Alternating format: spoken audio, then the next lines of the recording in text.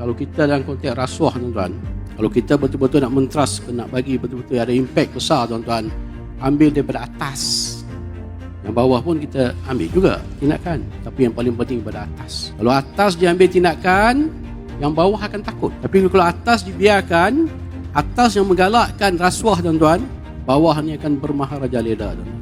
Aspek yang paling penting tuan-tuan, kalau kita lah yang bercakap dalam konteks Islam, termasuklah agama-agama lain juga tuan, adalah aspek agama.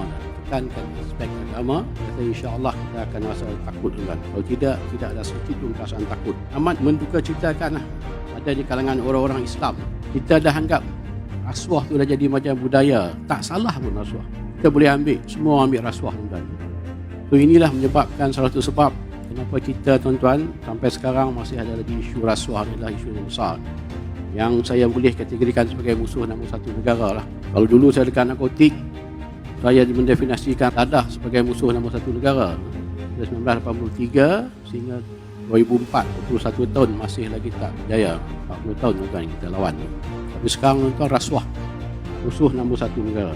Dan dalam konteks ini juga tuan-tuan, sama dalam organisasi awam, swasta, di kalangan ketua-ketua mereka tuan, ada yang terlibat dalam menyuburkan amalan rasuah. Ada juga di kalangan kita ni yang memimpin tuan-tuan, melantik individu-individu, pegawai-pegawai yang sealiran dengan kita.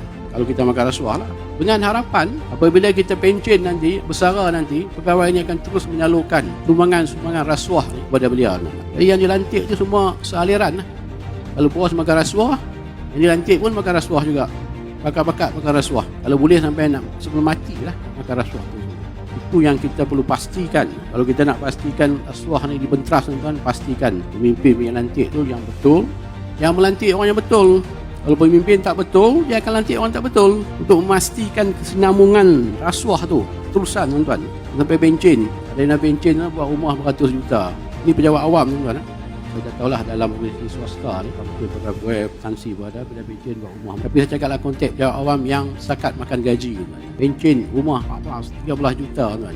Dapat duit dari mana? Itulah sikap yang ada tuan-tuan. Kalau ini berterusan, memang banyak juga di kalangan kita tuan-tuan, khususnya kalangan-kalangan orang Melayu Islam kita lah, yang masih lagi tuan-tuan beranggapan rasuah ni okey ya. Dia orang beranggap rasuah tuan-tuan cukup tahun pergi haji habis. Balik haji bersih seputih, tas putih, kain putih.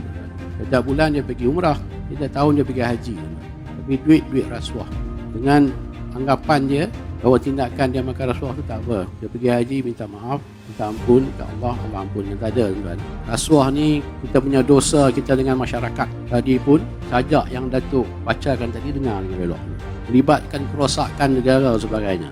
Kalau tuan-tuan makan rasuah, Datuk-datuk makan rasuah, tansi makan rasuah, khususnya dalam konteks agensi penguatkuasa, tuan-tuan bagilah minta maaf dekat satu-satu ni rakyat Malaysia. 33 juta bagilah minta. Tu kena faham betul-betul tuan, ini bukan saya bercakap, ni ustaz. Tu faham betul-betul. Kalau tuan-tuan buat dosa dengan Allah, tuan-tuan minta ampun kepada Allah tak apa, Allah ampunkan. Ini dosa tuan-tuan, ni rasuah dosa dengan manusia, bukan dengan Allah. Dengan Allah mana ada lah. Kan? Tu faham tu tuan-tuan. Saya pernah membuat perbandingan, minta maaf bagi yang non-Muslim, minta maaf, rasuah dan juga khinzir. Orang Melayu Islam ni tuan-tuan, kalau sebut khinzir dia cukup ni, pantanglah dengan benda ni. Rasuah tak apa. Untuk makluman tuan-tuan, datuk-datuk semua, khinzir yang kita haram makan tuan-tuan, kalau dalam keadaan darurat boleh makan. Tapi rasuah ni dalam apa keadaan sekalipun adalah haram. Faham? Adam masuk dalam kepala tuan-tuan. Itu perbandingan ni tuan-tuan. Betapa teruk jijiknya rasuah.